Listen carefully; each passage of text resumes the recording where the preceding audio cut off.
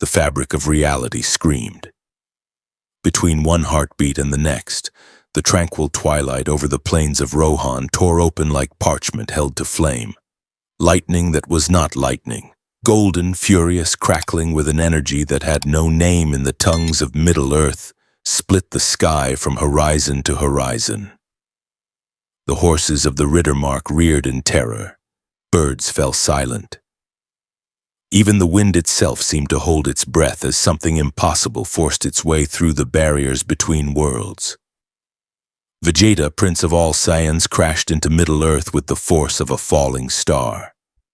The impact crater he created in the grasslands sent shockwaves rippling outward for miles. Soil and stone exploded upward in a perfect circle, then rained down like hail. The Saiyan prince rose slowly from the epicenter, his white-gloved hand braced against the scorched earth, his burgundy armor cracked but intact.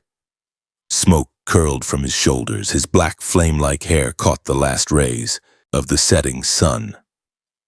For a moment he simply knelt there, breathing hard.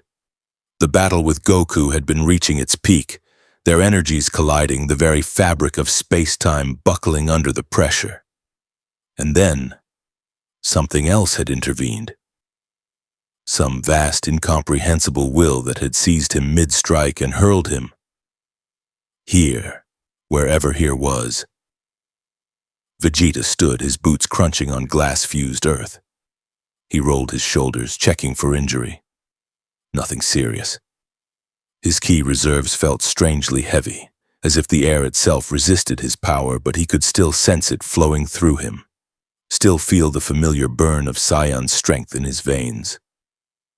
He clenched his fist, and golden energy crackled around his knuckles in response.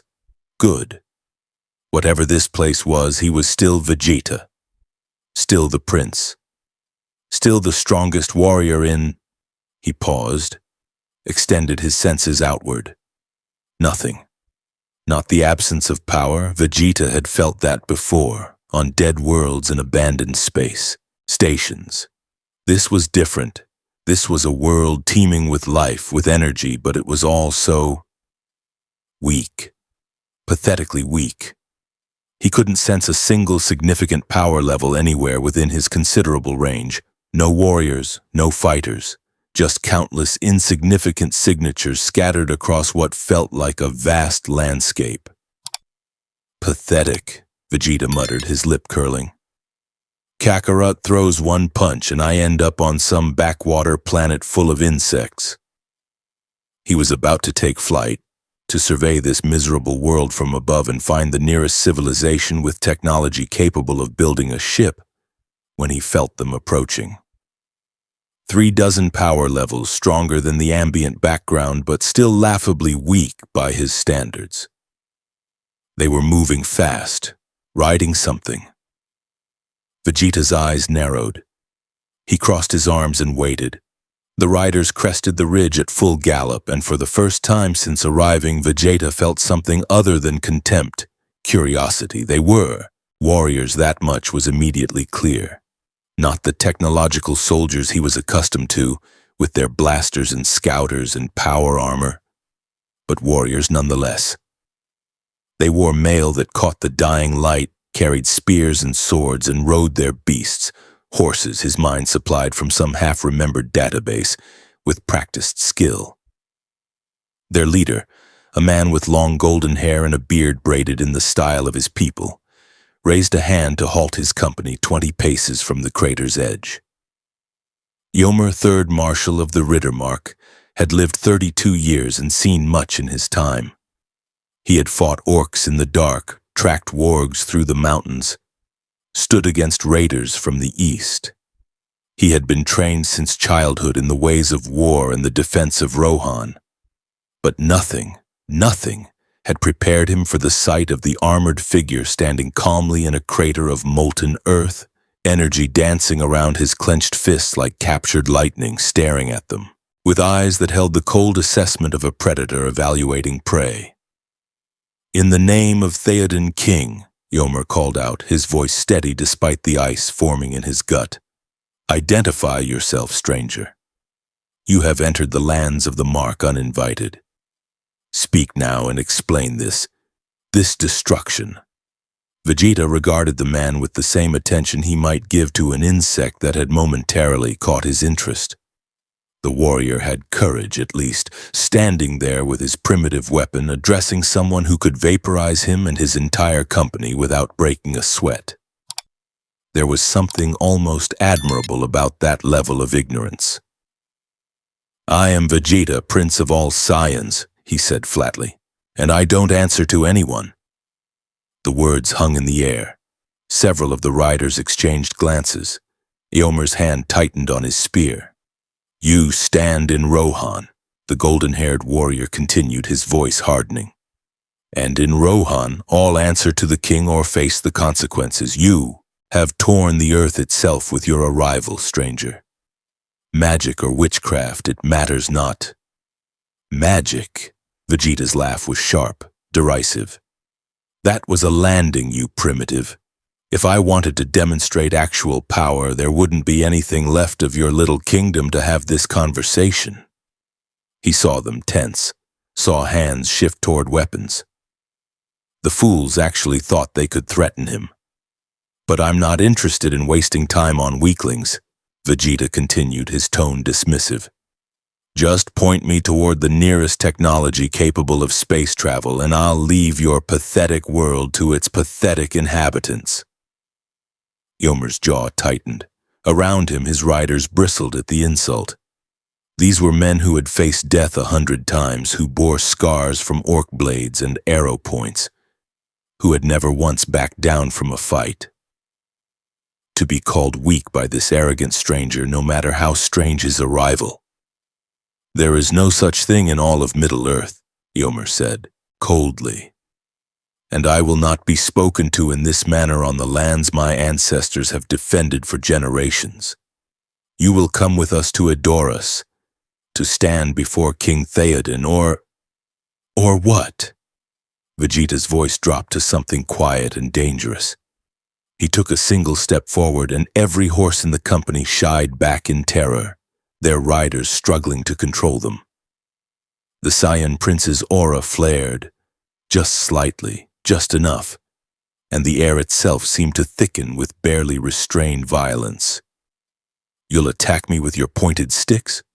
You'll try to drag me somewhere against my will?" His eyes flashed. "I've destroyed armies. I've raised planets. I've fought beings that could crack this world in half without thinking. And you dare issue me ultimatums?" For a long moment, silence reigned. Yomer stared at the stranger, at the absolute certainty in his bearing, and felt something he rarely experienced. Genuine fear. Not for himself, a marshal of the mark did not fear death, but fear of what this being represented. Power without context, strength without mercy, something utterly foreign to everything he knew. But he was also a man of Rohan, and the men of Rohan did not yield easily. "Then leave," Eomer said, meeting those cold eyes. "Take your power and your pride and depart. Middle-earth has troubles enough without beings like you adding to them." Something flickered across Vegeta's face. Surprise, perhaps, that this insect had essentially told him to get lost. He opened his mouth to deliver a cutting response, then stopped. To the north, perhaps 100 miles distant, he felt something. Not a power level, nothing so clear as that, but a presence. Vast, malevolent, ancient. It pressed against his senses like oil against water, refusing to be measured by the methods he knew, but unmistakably there. And beneath it, or around it, or perhaps of it, he sensed something else. Countless smaller presences, all tainted with that same dark energy, all moving with unified purpose. War. He was sensing a war. Vegeta's smile was sharp and predatory. "Tell me something, warrior. That darkness I can feel to the north. What is it?" Yomer's expression darkened immediately. "You can sense Isengard from here?" "If that's what you call it." Vegeta uncrossed his arms. "There's a battle coming, isn't there? A real one, not just skirmishes between your riders and whatever pathetic raiders you usually deal with." The troubles of Middle-earth are not your concern, stranger. You said yourself you wanted nothing to do with our world. I said I wasn't interested in weaklings, Vegeta corrected. But if there's actual combat to be found... He paused, his grin widening. Then maybe this backwater planet isn't completely worthless after all. Far to the north in the Tower of Orthanc, Saruman the White stood before his palantir and stared into its depths. He had felt the disturbance, that massive surge of unfamiliar power that had torn through the barriers of the world itself.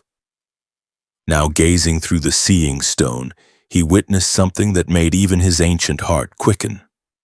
A warrior, alien, powerful beyond anything that walked Middle-earth save perhaps the Valor themselves. And apparently, incredibly, heading toward the very conflicts that Saruman sought to manipulate. The wizard's mind raced with possibilities. With such power, properly directed, properly controlled. But those thoughts would have to wait. First, he needed to learn more about this Vegeta, and he knew exactly who to send to make first contact with this extraordinary new piece on the game board. If you want to see more characters enter different universes, hit that subscribe button and drop the name of a character. And the universe you'd want to see them in down in the comments below. The road goes ever on. In the grasslands of Rohan, Vegeta cracked his knuckles and prepared to follow these warriors back to their kingdom, not because they commanded it, not because he feared them, but because where there was war, there was battle, and where there was battle, there was the opportunity to prove once again that no one in this world or any other could match the Prince of all Saiyans. The horses started moving and Vegeta simply walked, keeping pace effortlessly despite their gallop. Eomer glanced back once, troubled by what he saw in the stranger's eyes. Not madness, not cruelty exactly. Just the absolute, unshakable certainty of someone who had never truly been challenged, and the hunger of a warrior hoping that might finally change. The journey to Edoras took 2 days. And with every mile, Eomer's unease grew. The stranger, Vegeta, did not tire, did not eat, did not sleep. When the company made camp that first night, he simply stood at the edge of the firelight, arms crossed, staring at the stars as if cataloging them for some purpose the Rohirrim could not fathom. When Eomer offered him provisions, the Saiyan prince barely glanced at the dried meat and whey bread.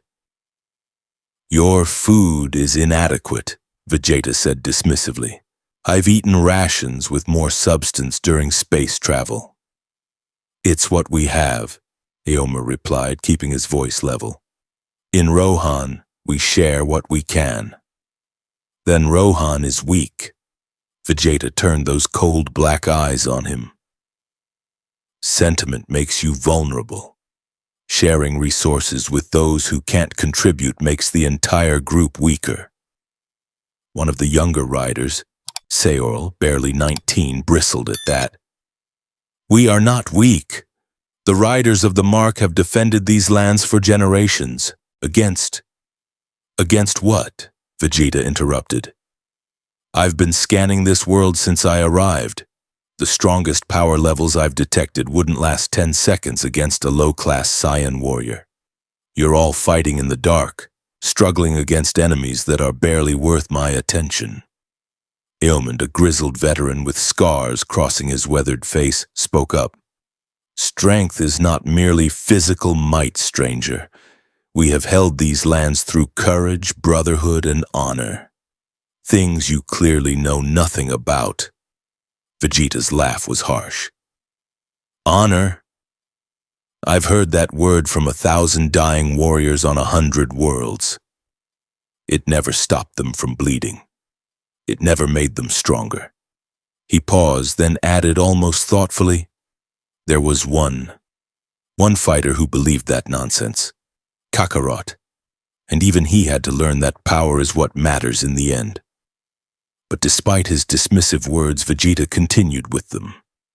Eomer noticed how the Saiyan's eyes constantly scanned the horizon, how his posture never fully relaxed, how he tracked every movement within his considerable range of awareness.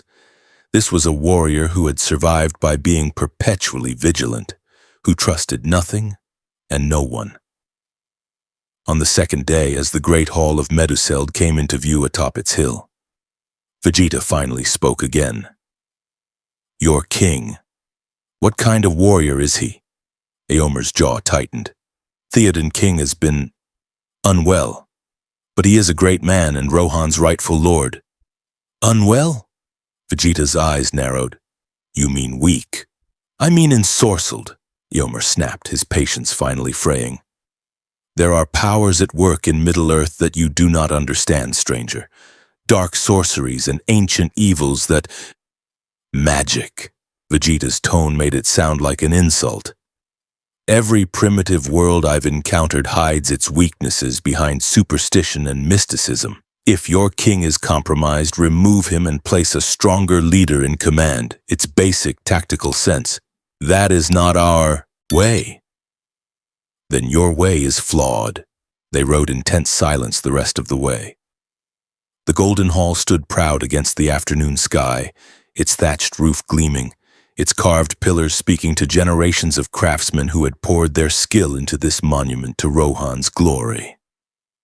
Guards stood at attention as Eomer's company approached, their spears crossed, and waiting at the foot of the steps, leaning on a staff, was Gandalf the Grey. Vegeta stopped walking, his eyes locked onto the wizard with sudden, intense focus. This one is different. He couldn't sense the old man's power level, not in the way he was accustomed to measuring strength, but something about him registered as significant. Not threatening exactly, but substantial, like trying to measure the depth of an ocean by looking at its surface. Gandalf, for his part, studied the newcomer with equal intensity. His ancient eyes that had witnessed the shaping of the world, that had seen kingdoms rise and fall, that had looked into the abyss of Morgoth's malice, took in every detail of the armored warrior who had torn through the boundaries of reality itself. "So," the wizard said quietly, "you are the storm that shook the pillars of heaven 2 nights past." Vegeta's expression remained neutral. "And you're the first thing I've encountered on this world that doesn't feel completely worthless." A ripple of shock ran through the gathered Rohirrim at the casual disrespect. Gandalf's lips twitched. Whether in amusement or annoyance, it was impossible to tell. "I am Gandalf, called Mithrandir by some, the Grey Pilgrim by others. And you, warrior from beyond the circles of the world, you are far from home." "I didn't come here by choice." Vegeta's eyes narrowed. "And I'll leave as soon as I find a way. This world has nothing I need." "Are you certain of that?" Gandalf took a step closer, seemingly unafraid despite the visible tension radiating from Vegeta. "You are a fighter, I think, a warrior, born and bred. And Middle-earth stands on the brink of a war that will determine the fate of all free peoples. Perhaps you arrived not by accident, but by design." "Design?" Vegeta's voice dropped dangerously low. "I don't serve anyone's design. Not the Kai's, not fate, and certainly not whatever powers govern this primitive world." "Primitive, you say?" Gandalf's eyes glinted. "Tell me, Prince of Saiyans, for I have gleaned your title from the minds of those who traveled with you. In all your strength and pride, have you ever faced an enemy that could not be defeated by raw power alone? An enemy that corrupted from within, that turned strength itself into a weapon against the strong?" For the first time since arriving in Middle-earth, Vegeta hesitated. Majin Buu, the monster had turned him, used his pride against him, made him serve evil itself. That shame still burned. Gandalf saw the flicker of recognition and nodded slowly. "I thought as much. Middle-earth's great enemy, Sauron, is such a foe. He does not merely destroy, he corrupts. He offers power to the proud, promises of dominion to the ambitious. Many who thought themselves strong have fallen to him. Then they were weak, Vegeta said flatly. I am not. Time will tell. Before Vegeta could respond, the great doors of Meduseld opened. Éomer stiffened, and Gandalf's expression darkened. A figure emerged, tall, pale, dressed in black robes with long white hair and a voice like oil on water. Ah, Grima Wormtongue said, his calculating eyes fixing on Vegeta. The stranger who fell from the sky, how remarkable. Surely such a portentous arrival deserves the attention of Theoden King himself. His smile was thin and utterly without warmth. Come, His Majesty is most eager to meet you. Vegeta ignored him completely, his attention still on Gandalf. This is one of yours? This worm? Grima's smile froze. Gandalf's eyes hardened. No, the wizard said quietly. He most certainly is not. The Saiyan, Prince's lip curled in disgust. I can sense the corruption on him from here. How you people tolerate parasites like that in positions of power is beyond me. On most worlds, he'd have been eliminated the moment his treachery became apparent. You know nothing of our ways, Outlander, Grima hissed, his composure cracking. You arrive uninvited, speak with arrogance beyond bearing, and presume to judge. I don't presume, Vegeta interrupted coldly. I observe, and what I observe is a kingdom so weak it allows obvious traitors to whisper poison in its leader's ear while everyone pretends not to notice. He looked at Éomer. You knew, didn't you, that this thing serves another master? Éomer's hand went to his sword hilt. I have long suspected. Then why is he still breathing? Vegeta's question was genuinely curious, as if he truly couldn't comprehend the concept. Your warriors. He's a threat. The solution is obvious. It is not so simple, Gandalf interjected. Grima is protected by law, by custom, by his position as the king's counselor. To strike him down without proof would divide Rohan at the very moment unity is most needed. Vegeta stared at the wizard as if he'd grown a second head. You're joking. You have laws protecting traitors? We have laws protecting all citizens, Gandalf said firmly. That is what separates the free peoples from the servants of darkness. We do not abandon justice simply because it is inconvenient. For a long moment, Vegeta said nothing. Then, surprisingly, he laughed, a short, bitter sound. Kakarot would love you people. All your noble sentiments and self-imposed restrictions. He was always going on about giving enemies chances, about fighting fair, about mercy. His expression hardened. It got him killed more times than I can count. Only luck and those damn Dragon Balls kept him coming back. And yet, Gandalf said softly, I suspect this Kakarot won a great deal more than just battles. Vegeta's eyes flashed, dangerously. But before he could respond, a new presence made itself known.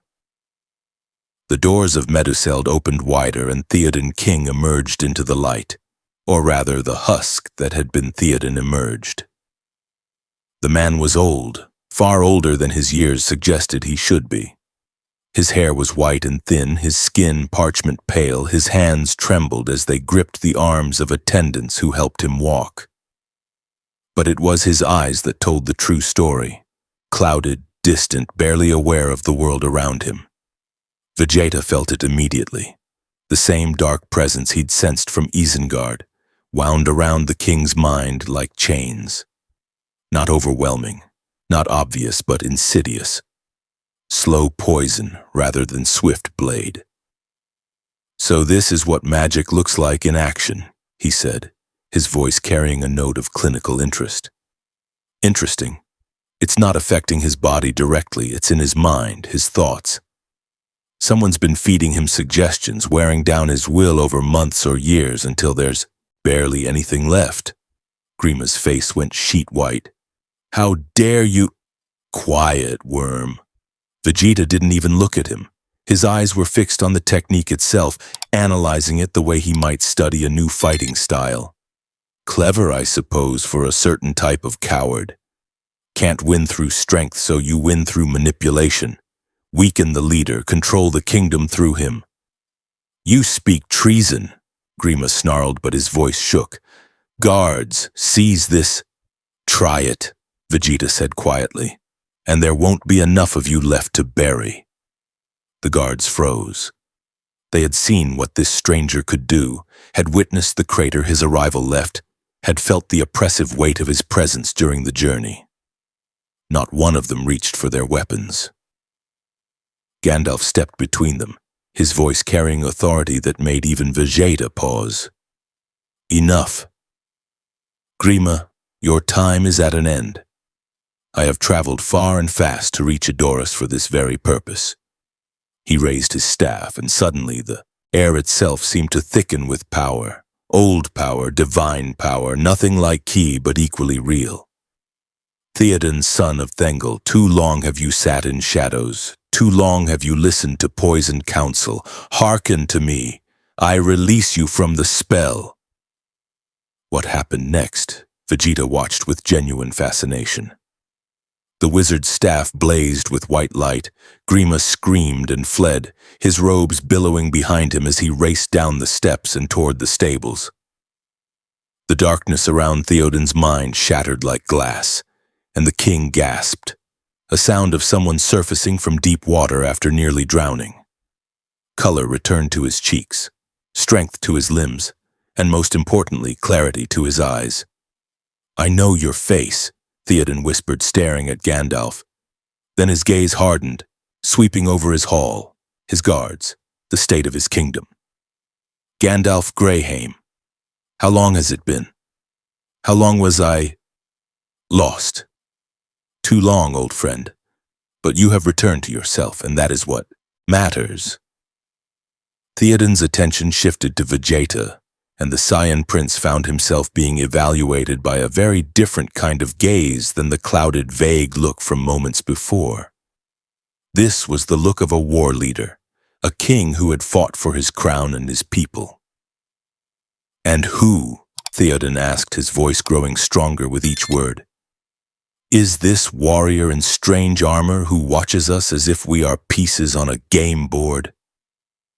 Vegeta, the Saiyan answered before Gandalf could speak. And you're right, I was watching. That technique the wizard used was impressive. Different from anything in my experience, but effective. He paused, then added almost grudgingly, You're stronger now. Not much by my standards, but better than you were. Theoden's eyebrows rose. You sense the difference from where you stand? I sense everything within several hundred miles, its basic key control. At their blank looks, Vegeta made a dismissive gesture. Never mind. The point is, your traitor has fled. Are you going to let him escape, or are you actually going to do something about it? Guards! Theoden's voice rang out like a war horn, vibrant and commanding. Grima Wormtongue is banished from these lands. If he returns, he shall face justice for his treachery. Let him run to his master in Isengard. We shall deal with Saruman soon enough. Vegeta watched the transformed king with new interest. So, you do have backbone after all? I am Theoden, son of Thengel, king of the Mark, the old warrior said, drawing himself to his full height. And while I was diminished by dark sorcery, I have not forgotten what it means to lead, to fight, to defend my people. He studied Vegeta carefully. Eomer tells me you fell from the sky with the force of a meteor, that you speak of destroying armies and raising planets, that you carry power beyond our understanding. Yet here you stand in my hall. Why? It was a good question. One Vegeta had been asking himself. Because, he said, slowly, everywhere else I've been in this world has been pathetically boring. But here, he gestured vaguely northward toward Isengard. I can sense actual conflict brewing, war on a scale that might actually provide some entertainment. Entertainment. Theoden's voice was flat. You see the potential destruction of kingdoms, the death of thousands as entertainment? I see opportunity for combat against enemies who might actually pose a challenge. Vegeta crossed his arms. Don't mistake me for some hero. I'm not here to save your world, but if there's a chance to fight strong opponents to test my limits, he shrugged, then I'm interested. Gandalf and Theoden exchanged a long look. Finally, the wizard spoke. A warrior who fights for the sake of fighting, who seeks challenge rather than glory, victory rather than righteousness. Gandalf's eyes were ancient and sad. I have known many such in my long years. Some found redemption, others found only death. I've died. Before, Vegeta said flatly. It didn't take. Before anyone could respond to that disturbing statement, horns sounded in the distance. Riders appeared on the horizon, galloping hard toward Edoras. Eomer immediately tensed. Scouts, he said, riding as if the Nazgûl themselves give chase. The lead rider practically fell from his horse at the base of the steps, gasping for breath. My lord, Theoden, Saruman's army marches, 10,000 strong orcs and Uruk-hai making for Helm's Deep. They'll reach the fortress in 3 days. A ripple of shock and fear ran through the assembled Rohirrim. 10,000. Against Rohan's scattered forces, still reeling from years of Theoden's ensorcelment and Worm-Tongue's sabotage. Theoden's face set like stone. Then we ride for Helm's Deep, every man, woman, and child who can reach the fortress. We'll make our stand there in the ancient stronghold of our people. A defensive position, Vegeta observed, smart if you're outnumbered. Fortifications multiply the effectiveness of each defender. He paused. Of course, with my power, I could just fly to Isengard and destroy this Saruman before his army even reaches you. Every eye turned to him. Theoden's voice was carefully controlled. You could do that? Simply destroy Isengard, the fortress that has stood for ages? In about 5 minutes, yes. Vegeta's tone suggested he was discussing something mundane, like repairing a broken device. Final flash at full power would reduce the entire structure to dust. The army would break without leadership. And would Saruman die in that blast? Gandalf asked quietly. If he's anywhere near the tower when it hits, absolutely. Without trial, the wizard continued. Without justice. Without even the chance to surrender or recant his evil. Vegeta looked at Gandalf as if the wizard had lost his mind. He's an enemy preparing to kill thousands of your people. Why would you give him a chance to do anything except die? Because, Theoden said, his voice heavy with the weight of kingship, we are not orcs. We are not servants of darkness who strike without warning, who kill without mercy. If Saruman must fall, let it be an open battle where all can witness the justice of it. The Saiyan prince stared at them both, his expression caught between disbelief and something else, something that might have been reluctant recognition. These people were insane, absolutely insane. They had the power to end the threat immediately, and they were choosing not to because of abstract concepts like honor and justice. It was infuriating. It was inefficient. It was exactly the kind of thing Kakarot would do. Fine, Vegeta said at last. Have it your way. I'll come to your fortress, watch your hopeless last stand, and when you're all about to be slaughtered because you chose principles over practicality, then maybe you'll be desperate enough to let me actually fight without restrictions. You would stand with us? Eomer asked, surprised. Even though you believe our cause is hopeless? I didn't say it was hopeless. I said your approach was flawed. Vegeta's eyes glinted. But 10,000 enemies. If even a fraction of them can actually fight, it might be worth my time. Gandalf studied the Saiyan prince for a long moment, then nodded slowly. Then you shall ride with us to Helm's Deep. But know this, Vegeta of the Saiyans, if you fight alongside the Rohirrim, you fight by their laws. No slaughter of those who surrender. No destruction beyond what the battle demands. Can you abide by those terms? Vegeta's jaw clenched. Every instinct screamed at him to refuse to tell these sanctimonious fools that he answered to no one's rules but his own. But the alternative was to walk away from the first real battle he'd encountered since arriving in this world. "I'll fight your way," he said finally, the words tasting like ash. "For now. But when your restrictions get people killed, and they will, don't say I didn't warn you." "Fair enough," Theoden said. He turned to his gathered warriors. "Send the word, every rider to Helm's Deep. We muster at dawn." As the hall erupted into organized chaos, messengers dispatching, weapons being gathered, plans being made. Vegeta stood apart, watching it all with the detached interest of someone observing an unfamiliar species. Gandalf approached him quietly. "You are not what I expected." "What did you expect?" "Something more malevolent. Your power is vast, possibly greater than any mortal being in Middle-earth.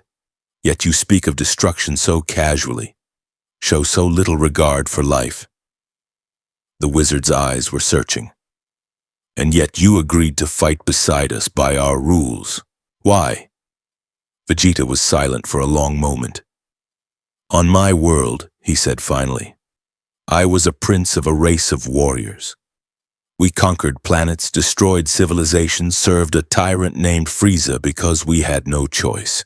I spent my entire life fighting for survival, for pride, for the slim hope that one day I'd be strong enough to take revenge on those who enslaved my people." "And did you?" Gandalf asked quietly. "Get your revenge?" "No." The word was bitter. "Kakarot, Goku he calls himself now, killed Frieza, not me. The clown who grew up on a backwater planet, who never knew what it meant to be a true Saiyan, who fights for friendship and justice and all that nonsense. He's the one who reached the heights I spent my life trying to achieve. That must gall you terribly.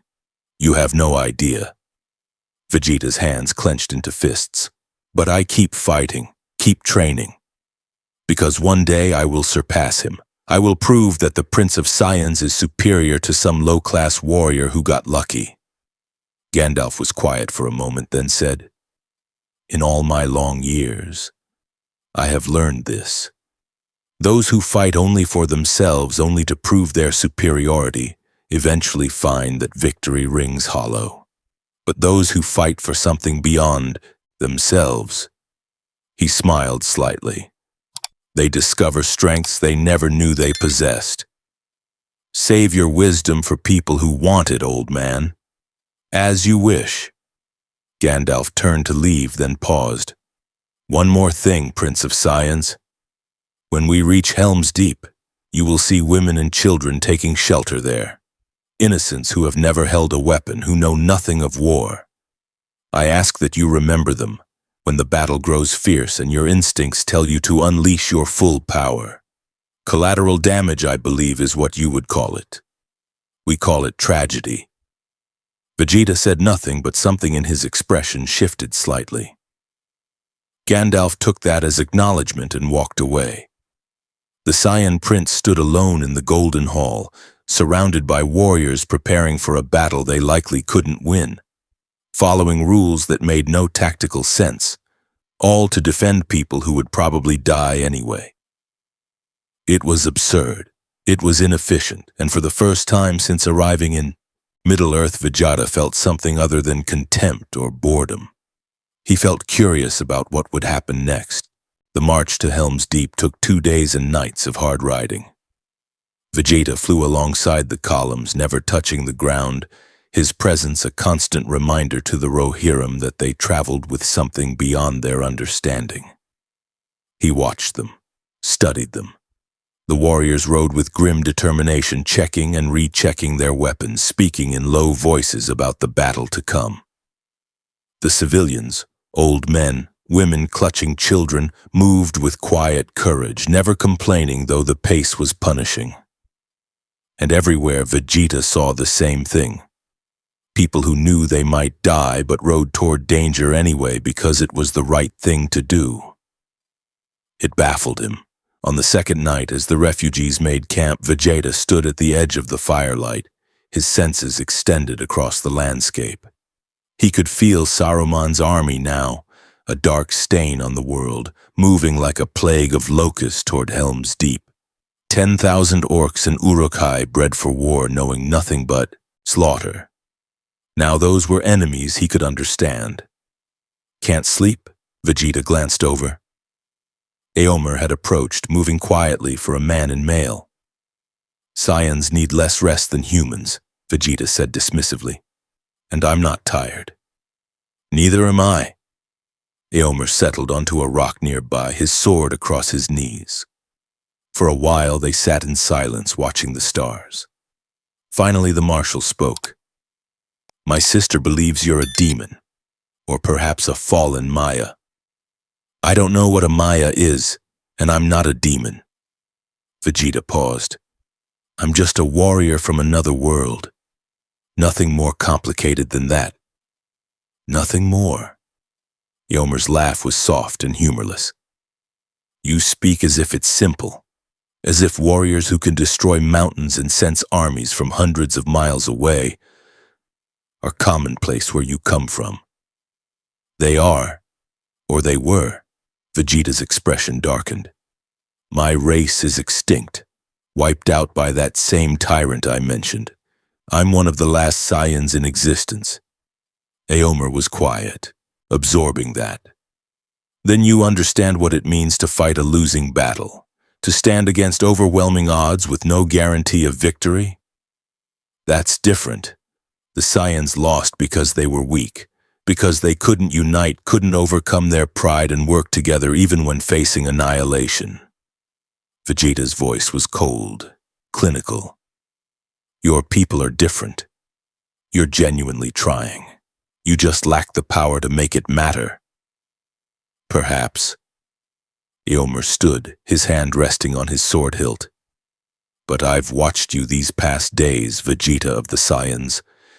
You say you fight only for yourself, that you care nothing for our cause. Yet you stayed. You could have left at any moment, yet here you are, riding to Helm's Deep with the rest of us. I already explained that. I want to fight. Yes. But you could find fighting anywhere, I suspect. Orcs roam many lands. You could hunt them at your leisure, test your power against them whenever you wished. Éomer met his eyes. Instead, you chose to fight here, at Helm's Deep, where the stakes matter, where lives hang in the balance. Vegeta opened his mouth to deliver a cutting response, then stopped. The marshal wasn't entirely wrong.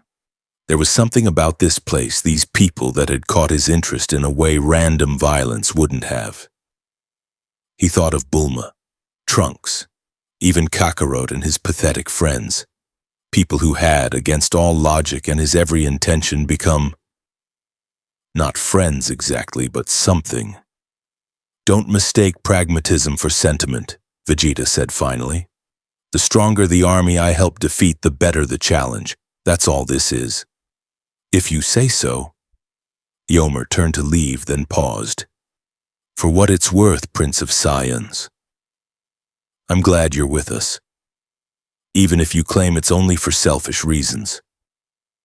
He walked away, leaving Vegeta alone with his thoughts and the stars overhead. Stars that were wrong, constellations he didn't recognize in a sky that belonged to a world that wasn't his. Gandalf found him an hour later, still standing in the same spot. Troubled thoughts keep better company than none at all, the wizard said conversationally. I'm not troubled. I'm thinking. About? About how to optimize the defense of a fortress I've never seen against an enemy whose capabilities I don't fully understand, using troops whose power levels barely register. Vegeta glanced at Gandalf. Your Helm's Deep. What are its defensive capabilities? The wizard's eyebrows rose slightly. You're thinking tactically? I always think tactically. Combat is what I do. Vegeta's tone suggested this should be obvious. Now answer the question. Gandalf settled onto a boulder, his staff across his knees. Helm's Deep is ancient, built by men of Númenor in the days of their glory. The fortress itself, the Hornburg, stands before a great cavern called the Glittering Caves. The deeping wall extends from the fortress to the cliffs, creating a formidable barrier. There is only one main gate, which means the enemy's numbers work against them. They cannot bring their full force to bear at once. Choke point defense. Vegeta nodded approvingly. Smart. What about the wall's construction? Weaknesses? Stone thick and strong, but... Gandalf hesitated. Saruman has shown himself capable of creating new weapons. Explosives, perhaps, or some other devilry of his corrupted craft. Then the wall is the critical point. If it falls, the entire defense collapses. Vegeta was fully engaged now, his tactical mind working through scenarios. Air assault capabilities? The orcs cannot fly, if that's what you mean, though they may have siege ladders, grapples, which I can destroy from range, energy blasts, precision targeting. Vegeta began pacing. What about your forces? How many actual warriors versus civilians? Perhaps 300 fighting men. Many are old or young. Anyone who can hold a spear. Against 10,000. Gandalf's expression was grim. 30-1 odds. Terrible but not impossible with proper positioning and force multiplication. Vegeta stopped pacing, his mind clearly racing through calculations. I could even the odds significantly. Concentrated KI attacks into their densest formations. Eliminate officers to break command structure, destroy siege equipment before it reaches the walls. But, Gandalf prompted, sensing the hesitation. Vegeta's jaw clenched. But your rules say I can't just annihilate them. Can't use Final Flash to wipe out their entire army in one strike. Have to fight honorably, whatever that means in this context. It means, Gandalf said gently, that we defend ourselves without becoming the very monsters we fight against.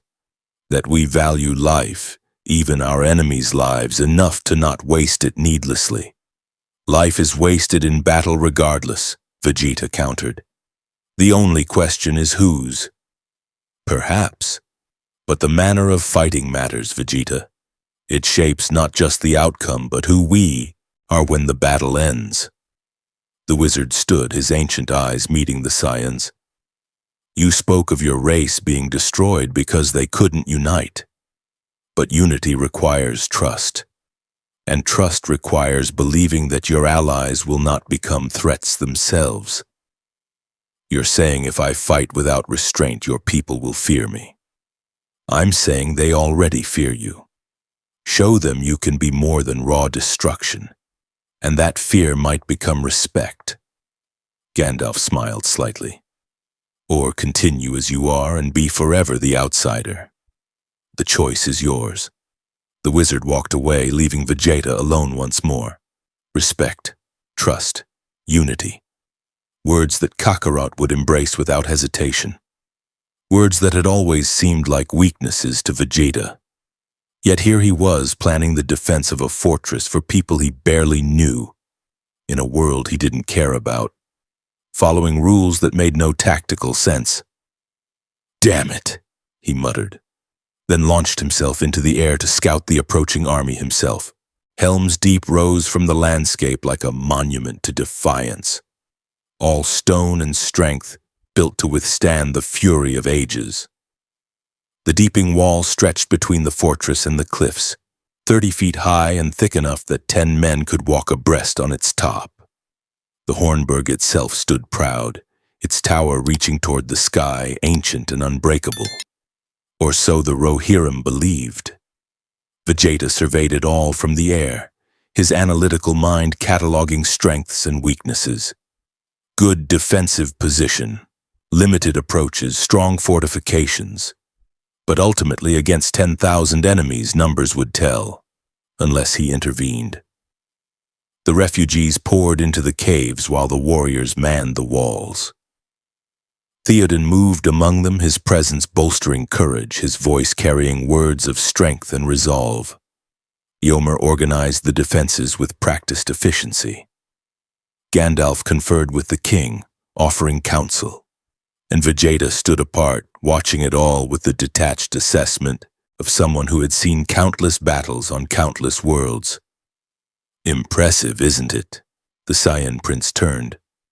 A woman stood nearby, tall, fair, with long golden hair and eyes that held both strength and sorrow. She wore a simple dress but carried herself like a warrior. Éowyn, she introduced herself, a niece of the king. I saw you arrive with the columns. Some say you're a demon, others a fallen star given form. I'm neither. Vegeta looked back at the fortress. And yes, it's impressive, for a primitive world with limited resources. You must think us very backward. I think you're making the best of what you have. He paused, then added grudgingly, your people show courage. That counts for something. Éowyn studied him with sharp intelligence. Eomer says you could destroy this entire army by yourself. Yet you haven't. Why? Because apparently I've agreed to fight by your ridiculous rules. Vegeta's voice carried frustration. No wholesale slaughter, no excessive force. Defend, but don't annihilate, as if war has ever been won by restraint. Perhaps we fight not just to win, but to remain worthy of victory. She gestured toward the caves. Those people sheltering below, they're not warriors, not soldiers, just farmers and shepherds, grandparents and children. If we become monsters to defeat monsters, what have we truly saved? You've saved your lives, but lost our souls. Éowyn's voice was firm. That is not victory, that is merely survival. Vegeta had no response to that. The concept was so alien to everything he'd been taught, everything he'd experienced. The Saiyans had never worried about their souls, only their strength, their pride, their ability to conquer. And they were extinct. Before he could dwell on that uncomfortable thought, horns sounded in the distance. The army had arrived. Vegeta extended his senses and felt them, a vast tide of malice and hunger, 10,000 strong, moving with unified purpose toward the fortress. Orcs, twisted and foul. Uruk-hai, larger and stronger, bred for war. All serving a wizard who had abandoned wisdom for power. They're here, he said quietly. Éowyn nodded, her hand going to a sword she'd hidden in her skirts. Vegeta noticed. You're not supposed to fight, are you? I am commanded to lead the people to safety, then remain with them. Her voice was bitter. As if I am made of glass, too delicate for the real work of defending my homeland. Can you actually fight? I've trained since I could hold a blade. I've hunted orcs in the wild lands. I am a shield maiden of Rohan, not some flower to be protected behind walls while others die for me. Vegeta looked at her, truly looked, seeing past the dress and the beauty to the warrior underneath. She reminded him of someone, of a certain blue-haired woman who refused to stay safe, who threw herself into danger despite lacking the power to truly defend herself, who fought with intelligence and determination and sheer, stubborn will. Then fight, he said simply. Your life, your choice. The king would never allow. The king is busy preparing for a siege. By the time he notices you're on the walls instead of in the caves, the battle will have already begun. Vegeta turned toward the deeping wall. Besides, you're right. You're a warrior. Pretending otherwise insults what you are.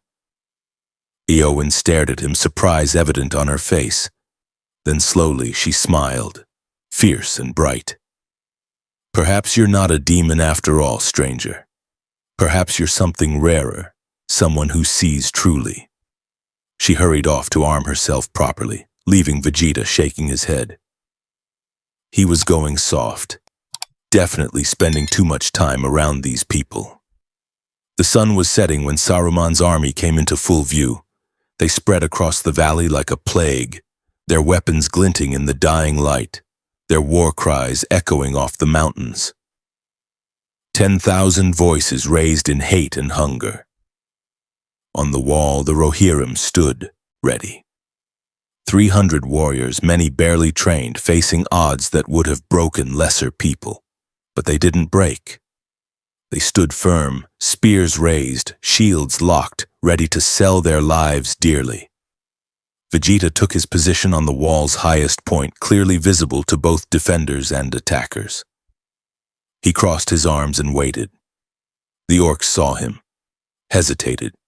This figure radiating power they could sense even if they couldn't measure. What was it? Some trick of the White Wizard? A new weapon of the Horse Lords? Theoden appeared beside Vegeta, his armor gleaming, his sword Herogrim drawn and ready. "They fear you," the king observed. "They should. Will you hold to our agreement? Fight with restraint?" Vegeta looked at the old warrior, at a man who had been enslaved by magic, who had lost years of his life to another's will, yet still stood ready to defend his people with courage and honor. "I'll fight your way," Vegeta said quietly. "At least until it becomes clear your way will get everyone killed. Then we do things my way." "Fair enough," Theoden raised his voice, addressing his warriors. "Arise, arise, riders of Theoden. Spears shall be shaken, shields shall be splintered, a sword day, a red day, ere the sun rises." The Rohirrim roared in response, 300 voices against 10,000, defiant to the last, and the battle for Helm's Deep began. The first wave hit like a tsunami. Ladders slammed against the deeping wall. Grappling hooks flew through the air. Thousands of Uruk-hai surged forward, their armor dark against the firelight, their weapons thirsting for blood. The sound was overwhelming. War cries, clashing steel, the screams of the dying. The Rohirrim met them with courage that defied reason. Spears thrust down at climbing orcs, swords cut at grasping hands, arrows flew from every archer who could draw a bow. And Vegeta fought like nothing Middle-earth had ever witnessed. He moved along the wall like lightning given form. No wasted motion, no excess energy, each strike precise, calculated, devastating. An orc reached the top of a ladder. Vegeta's backhand sent it flying 50 feet. A cluster of Uruk-hai formed a breaching point. A ki blast, carefully controlled, scattered them like leaves.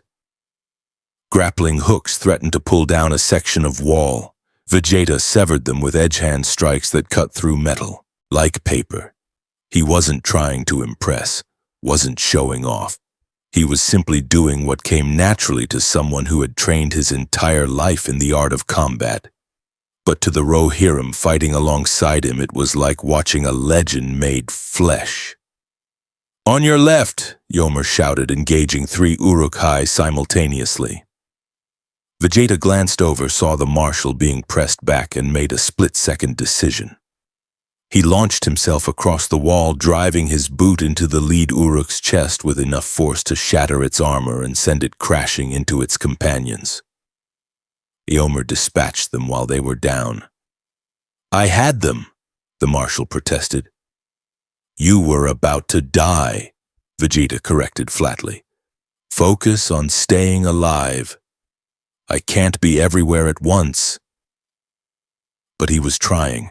Despite his claims of fighting only for himself, despite his insistence that these people meant nothing to him, Vegeta found himself moving to wherever the defense was weakest, reinforcing positions that were about to fail, eliminating threats before they could become critical. It was inefficient, exhausting, completely contrary to how he normally fought, and it was working. "The stranger fights for us," a young warrior shouted, his voice carrying along the wall. "The Star Warrior stands with Rohan." A cheer went up, ragged, desperate, but genuine. The defenders found new strength. fought harder, held longer. Vegeta ignored it. He was too busy analyzing the battle, looking for patterns in the chaos. The orcs weren't mindless. They were being directed, coordinated. Someone was commanding them, adjusting tactics based on the defense's response. And they kept probing at one specific section of wall, near where it met the fortress itself. A weakness. They'd identified a weakness. Vegeta extended his senses and felt it. Concentrated energy, different from anything else on the battlefield. Not key, not exactly, but similar in some ways. Explosive energy, being moved into position. "They're going to blow the wall," he said to Gandalf, who had appeared beside him, staff blazing as he repelled orcs with blasts of white fire. "What?" "There," Vegeta pointed. "That section. They're placing explosives, probably in the drainage culvert. When it goes off, the wall breaches and they flood through." Gandalf's face went grim. "We must stop them. I can destroy it before it detonates. One focused blast." "No!" The wizard's hand caught Vegeta's arm with surprising strength. "The culvert runs beneath our own people's positions. Your blast might kill them as surely as the explosion." Vegeta snarled in frustration. "Then what do you suggest, old man? Let it blow?" "I'll go down there. Seal the culvert with magic before—" "You'll never make it in time." Vegeta could sense the fuse burning, the energy building. Seconds, not minutes. "I have to." An orc crested the wall right between them, its blade aimed at Gandalf's back. Vegeta moved on instinct, not a blast. Too much risk of hitting civilians below. Just pure speed and precision. He caught the blade with his hand, crushed it to fragments, and drove his other hand through the orc's chest. It fell, and he was already moving toward the next threat, and the bomb detonated. The world became light and sound and fury. A section of the deeping wall, 30 feet of ancient stone, simply ceased to exist. The blast wave sent defenders flying. Fire and debris filled the air, and through the smoking gap, Uruk-hai poured like a flood through a broken dam. "The wall is breached," Theoden's voice cut through the chaos. "Fall back, to the keep, fall back." The Rohirrim retreated in fighting order, every warrior covering their companions, but they were being overwhelmed. Too many enemies, too little space. The retreat was becoming a rout. Vegeta stood at the breach, watching Uruk-hai stream through, and felt his control slipping. He could end this. Right now. Final flash at even half power would annihilate the entire army. Every orc, every Uruk gone in an instant. The threat eliminated, the battle won. But there were Rohirrim in the fortress behind him, civilians in the caves. Gandalf's words echoed in his mind. "Collateral damage, I believe, is what you would call it. We call it tragedy." "Damn it!" Vegeta roared, and instead of unleashing annihilation, he did something he rarely did. He held back, measured strikes instead of overwhelming force, precise ki blasts that eliminated enemies without bringing down the entire fortress. Fighting with one hand tied behind his back, all to protect people who would probably die anyway. It was infuriating. It was necessary. It was what Kakarot would do. Eowyn appeared at his side, her sword bloody, her face set with determination. "The king orders a charge. We ride out to meet them." "That's suicide," Vegeta said flatly. "Perhaps. But we are Rohirrim. We do not hide while our home burns." She met his eyes. "Will you ride with us, Vegeta of the Saiyans?" Should say no. Should let them throw their lives away while he fought his own battle. Should... "Fine," he snarled. "But I'm not riding a horse." The horn of Helm Hammerhand sounded, ancient and terrible, echoing off the mountains. The gates burst open and Theoden King led his riders out in a desperate charge, Gandalf blazing like a star at his side. And above them all, Vegeta flew, his aura burning gold as he finally allowed himself to transform. The Super Saiyan had come to Middle-earth. The transformation was like a bomb going off. Golden light erupted from Vegeta's form, washing over the battlefield in a wave of pure power. His black hair blazed upward, turning gold. His eyes shifted from black to green, fierce and terrible. Lightning crackled around him. Not real lightning, but the visible manifestation of ki pushed to its limits. Every living thing on the battlefield froze. The Uruk-hai, who knew no fear, felt something cold crawl down their spines. The Rohirrim, in mid-charge, stared upward in awe and terror. Even Gandalf, who had walked Middle-earth for thousands of years, witnessed something entirely new. A mortal being wreathed in golden fire, radiating power that made the very air tremble. "What is he?" Eomer whispered. "Something wonderful and terrible," Gandalf replied, his voice hushed with wonder. "A transformation born of will and desperation, of pushing beyond mortal limits to touch something divine." Vegeta descended like a falling star, and where he landed, orcs simply ceased to exist. Not from explosions, not from overwhelming blasts, just from the shockwave of his impact, the pressure of his aura condensed to a razor's edge. He moved through the army like a scythe through wheat. A fist here, an Uruk-hai captain went flying, its armor crumpled like paper. A kick there, a siege ladder shattered into splinters. Ki blasts, each one precisely measured, eliminating threats without touching the Rohirrim fighting desperately nearby. For the first time since arriving in Middle-earth, Vegeta fought at something approaching his full capacity, not holding back to preserve energy, not restraining himself to fit some arbitrary standard. Just pure combat, elevated to an art form. And it was glorious. An Uruk with a bow loosed an arrow at a fleeing child. Vegeta caught it mid-flight, moving faster than mortal eyes could track, and hurled it back through the archer's skull. A group of orcs surrounded a wounded Rohirrim warrior. Vegeta's axe kick sent them scattering, and he was gone before they hit the ground. He fought with a precision that came from decades of battle, with a fury born from pride and desperation, with a terrible efficiency that spoke of someone who had refined violence to its purest form. But he also fought with restraint. Every strike was controlled, every blast measured. No collateral damage, no friendly fire, just ruthless, perfect combat. The tide began to turn. Theoden and his riders crashed into the Uruk-hai forces, and instead of being overwhelmed, they found the enemy broken and scattered.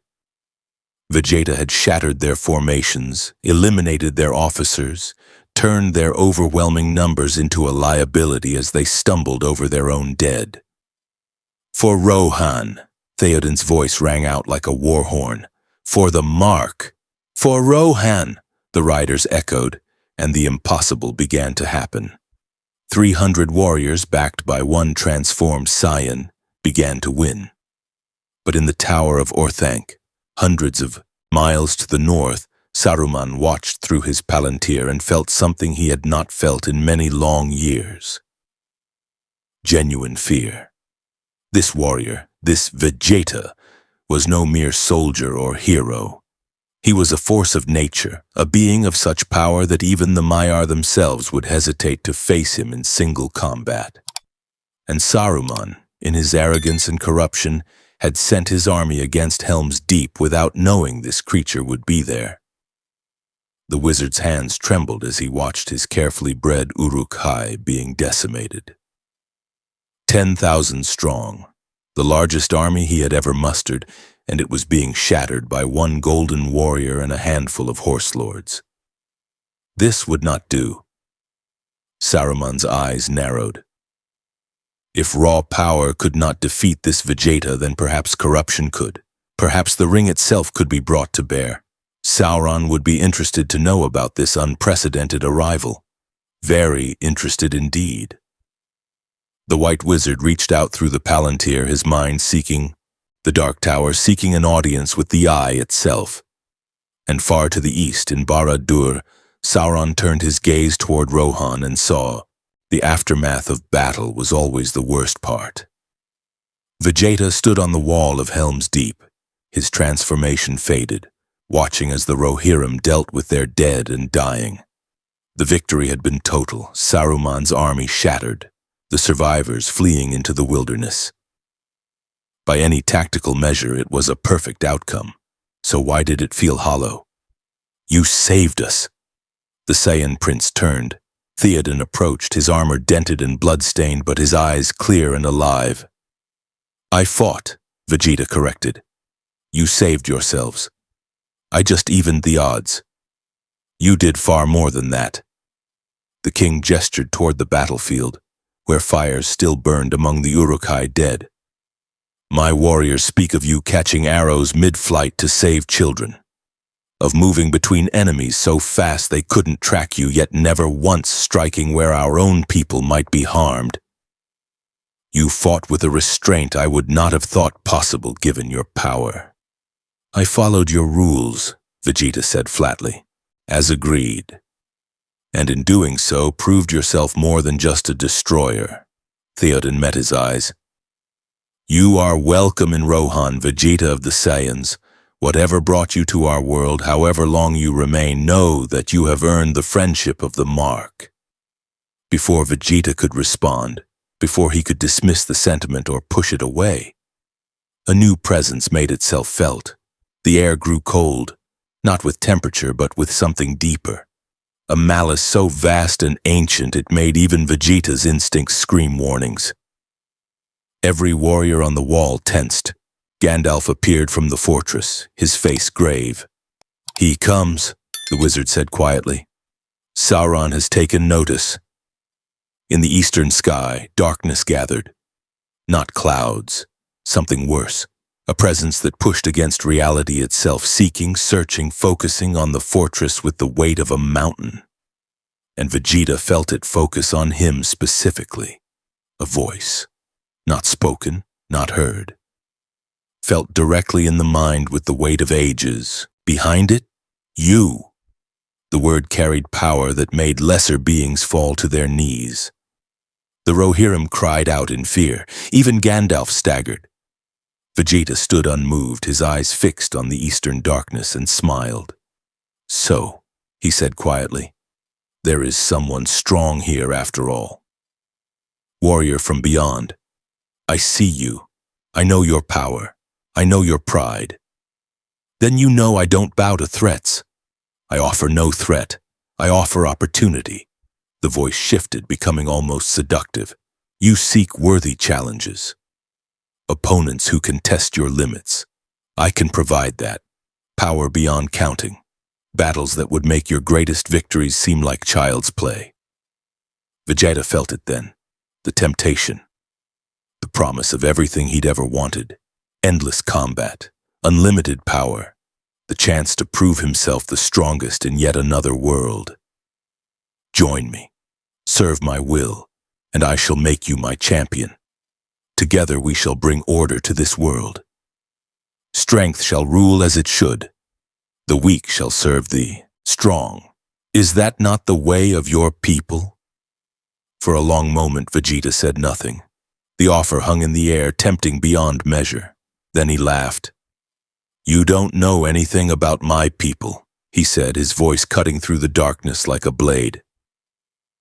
Yes, we valued strength. Yes, we believed the strong should rule, and where did it get us? Enslaved by someone stronger. Our planet destroyed, our race extinct, all because we couldn't see past our own pride. Then you have learned, grown beyond your people's weakness, join me and what? Become your slave like that pathetic wizard in Isengard? Trade one master for another? Vegeta's aura flared, golden light pushing back against the oppressive darkness. I am Vegeta, Prince of all Saiyans. I kneel to no one, not Frieza, not Kakarot, and certainly not some jumped-up tyrant who hides in a tower and sends armies to do his fighting. The darkness recoiled, and when it spoke again, the seduction was gone. Only cold fury remained. You dare refuse me? You who are nothing but a lost prince from a dead race? I am Sauron, Lord of the Earth. I shall break you. I shall remake you. You'll try, Vegeta interrupted. And when you do, when you finally stop hiding and come out to fight for real, we'll see who breaks whom. He powered up, his golden transformation blazing back to life, and for one impossible moment, the golden light of a Super Saiyan pushed back the darkness of Mordor itself. Then the presence withdrew, but not in defeat, in cold calculation, in recognition of a threat that could not be ignored. Gandalf stared at Vegeta as if seeing him for the first time. You refused Sauron, the wizard breathed. The Dark Lord himself offered you power beyond imagining, and you spat in his eye. He offered me slavery dressed up as opportunity. Vegeta's transformation faded again, leaving him standing in the starlight. I've been down that road. I know where it leads. Theoden approached slowly, respect evident in his bearing. Then you have made an enemy of the greatest power in Middle-earth. Sauron will not forget this, will not forgive it. His wrath will fall upon you like— Let it fall, Vegeta said quietly. I came to this world looking for a challenge. Looks like I finally found one. He turned to face the gathered warriors, Rohirrim who had fought beside him, who had witnessed his power and his restraint, who now looked at him not with fear but with something else— hope. Listen to me, Vegeta said, his voice carrying across the fortress. I'm not your savior. I'm not some hero sent by destiny. I'm just a warrior who happened to end up in your world by accident, but— He paused, choosing his words carefully. But I don't run from fights, and I don't abandon allies in battle. Then you will stay? Eomer asked. Fight with us against the darkness? Vegeta was quiet for a long moment. Thought of Bulma, Trunks, his life back home, thought of Earth and all the battles still to fight there. Then he thought of these people, stubborn, principled, brave beyond reason, fighting for something more than just victory, for home, for family, for the right to live free, the kind of fight the Saiyans had never truly understood. For now, he said finally, at least until I find a way home, or until this Sauron actually shows up and gives me a real fight. Gandalf smiled, a warm, knowing expression. I suspect, Vegeta of the Saiyans, that your arrival in Middle-earth was no accident. The Valar move in mysterious ways, and perhaps they sent us a warrior when we needed him most. The what? A story for another time. The wizard's eyes twinkled. For now, we have won a great victory. Helm's Deep stands. Saruman's army is broken, and you, my friend, have declared yourself an enemy of Mordor itself. Sounds about right, Vegeta muttered. Far to the east in the Dark Tower, Sauron gazed into his own palantir and contemplated this new development. A warrior of unprecedented power who could not be corrupted, could not be controlled, could not be ignored. The Dark Lord's will turned to his most powerful servants, the Nine, the Nazgûl, and a command went forth: find the Golden Warrior, learn his weaknesses, and if he could not be turned, then he must be destroyed. The hunt had begun. But on the walls of Helm's Deep, as dawn broke over the mountains, Vegeta stood with the warriors of Rohan and felt something he had not felt in a very long time. Not happiness, not contentment, but purpose. The sense that perhaps there was more to strength than simply being the strongest. That power meant nothing without something worth fighting for. He pushed the thought away, dismissed it as weakness, but it lingered nonetheless. And in the glittering caves where the people of Rohan had sheltered during the battle, children who had seen the Golden Warrior saving lives began to whisper a new legend. The Star Prince, they called him. The warrior of light who had come from beyond the sky to fight the darkness. Vegeta would have hated it if he'd known. But the legend had begun to spread nonetheless, and Middle-earth would never be quite the same. 3 days after the Battle of Helm's Deep, Vegeta stood alone in the wilderness, training. The Rohirrim had celebrated their victory with song and feasting, with toasts to the fallen and promises to rebuild. Vegeta had tolerated it for exactly one night before slipping away into the wild lands beyond the fortress. Celebrations were Kakarot's domain, not his. Besides, he had work to do. His fist connected with a boulder the size of a house, and the entire formation exploded into dust. Not enough. He needed to push harder, train smarter. This world was different from his own. The energy here didn't respond the same way. The laws of physics felt subtly wrong, and his transformations drained him faster than they should.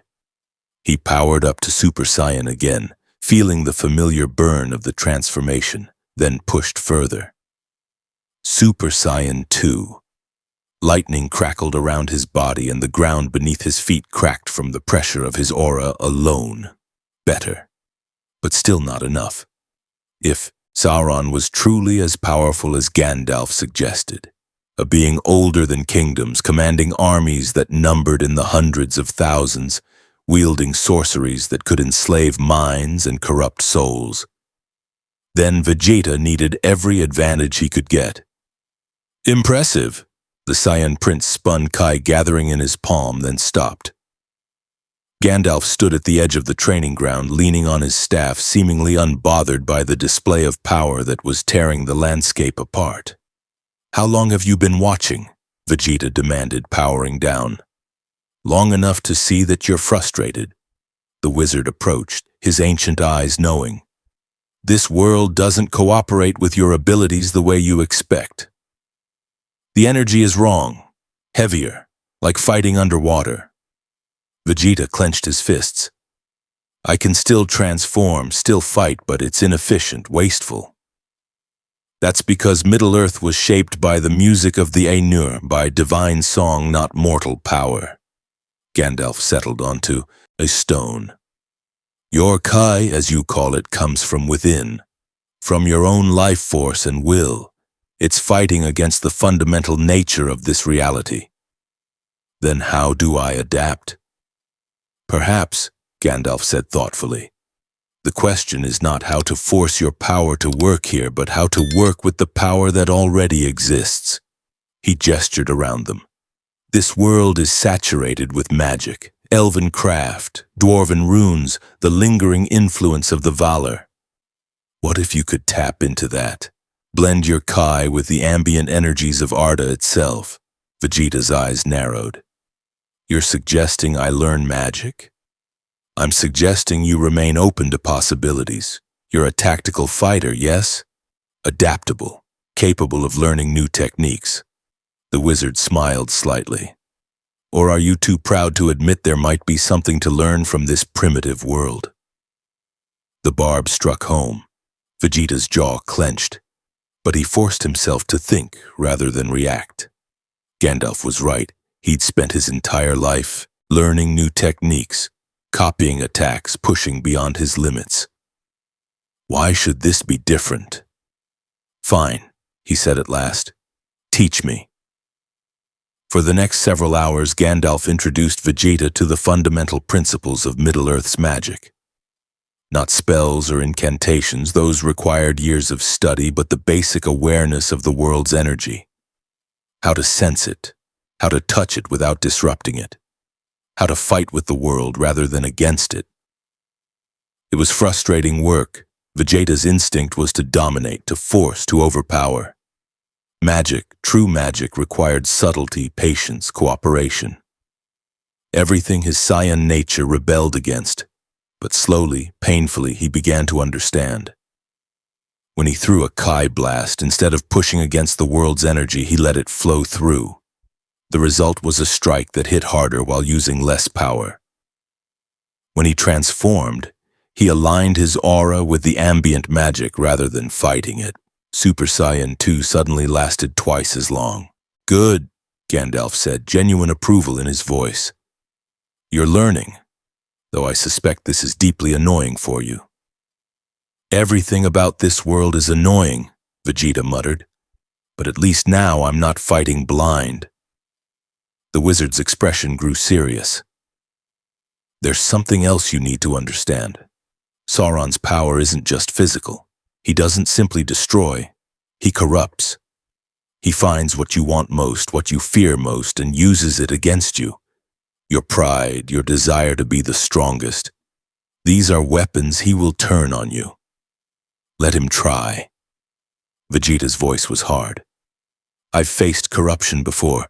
Majin Buu turned me into his puppet, used my pride to make me serve evil. I know what that darkness feels like. And yet you broke free. Eventually. After... Vegeta's expression darkened. After I did things I'm not proud of. After I hurt people who didn't deserve it. After I realized that being controlled was worse than death. Gandalf studied him carefully. You carry guilt. I carry consequences. There's a difference. Vegeta turned away, his voice bitter. Guilt is for people who didn't know better. I knew exactly what I was doing. I just didn't care until it was too late. But you learned, changed, became more than what you were. The wizard stood, his staff tapping against stone. That is why Sauron's offer failed. You've already walked the path he promised, already tasted the emptiness of power without purpose. You cannot be tempted by what you've already rejected. Before Vegeta could respond, a new presence registered on his senses. Multiple presences, actually. Powerful, cold, radiating malice like a physical force. Gandalf, he said quietly. We have company. The wizard's expression hardened. The Nazgûl, Sauron has sent his hunters. They came from the sky, 9 figures in black robes mounted on creatures that were like corrupted eagles, massive and terrible. Fell beasts, Gandalf called them. The ringwraiths, the 9 who had been kings of men once, now servants of the Dark Lord forever. Their very presence was oppressive. Fear radiated from them like heat from a fire, making mortal hearts quail and brave warriors flee. They were Sauron's most terrible servants, immortal, implacable, armed with blades that could kill with a scratch. They circled overhead, and when they spoke, their voices were like the screaming of the damned. Vegeta of the Saiyans, the Dark Lord commands your presence. Come willingly and be honored. Resist and be broken. Vegeta looked up at them and smiled, cold and predatory. Finally, he said, a real challenge. He exploded upward, golden transformation blazing, and met the Nazgûl in the air. The first ringwraith never knew what hit it. Vegeta's punch shattered its fell beast's jaw, sending both rider and mount tumbling from the sky. The second tried to stab him with its cursed blade. He caught the weapon, snapped it like a twig, and drove his knee into the wraith's chest hard, enough to send it flying into a mountain. But these were not ordinary enemies. The Nazgûl rose again, their bodies reforming from shadow and malice. The blades he destroyed were replaced by new ones conjured from darkness, and their presence, that overwhelming aura of fear and despair, pressed against his mind like a vice. Flee. Surrender. You cannot win. Your power means nothing. You will fall. You will serve. Vegeta felt it trying to worm into his thoughts, trying to fill him with doubt and terror. It was insidious, subtle, far more dangerous than any physical attack. And it pissed him off. Get out of my head, he roared, and his aura exploded outward in a wave of pure willpower that shattered the psychic assault like glass. The Nazgûl recoiled, actually surprised. Mortals didn't resist their fear. Couldn't resist. That was the whole point of what they were. But Vegeta wasn't from this world, wasn't bound by its rules. And he'd spent his entire life refusing to bow to anything. Not Frieza's tyranny, not his own limitations, not even death itself. 9 undead sorcerer kings weren't about to change that. He tore through them like a hurricane. Not killing them. Gandalf had warned him they couldn't truly be killed without destroying their rings, but shattering them, breaking them, sending them screaming back to whatever shadow they'd crawled from. One managed to land a strike, its blade cutting across Vegeta's arm. Immediately he felt the corruption, cold, numbing, trying to spread through his body like poison. He burned it out with ki, raw life energy overwhelming the death magic, and backhanded the Nazgûl so hard it created a sonic boom. "Is that your best?" he shouted at the sky, at Sauron watching through his servant's eyes. "Is this what the great Dark Lord sends? Corpses in fancy clothes?" The answer came not in words, but in action. The Witch King, greatest of the 9, breaker of kingdoms, descended, and the temperature dropped 20 degrees. This one was different, stronger, older, more skilled.